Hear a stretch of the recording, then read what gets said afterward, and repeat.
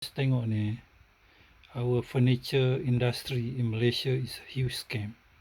So this is hollow, and this is a chipboard, and this is a fiber board, and they put just a laminate as if it's going to be like interlocking wood. Actually, it's lamination.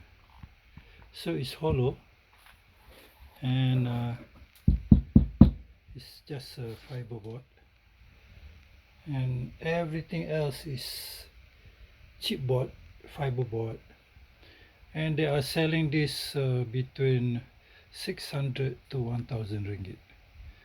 Just a big scam by our furniture manufacturer.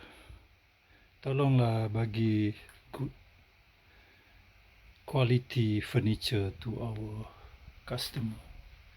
So until I cut, then I know what is inside. It's hollow, guys. Nothing. You can see the other side.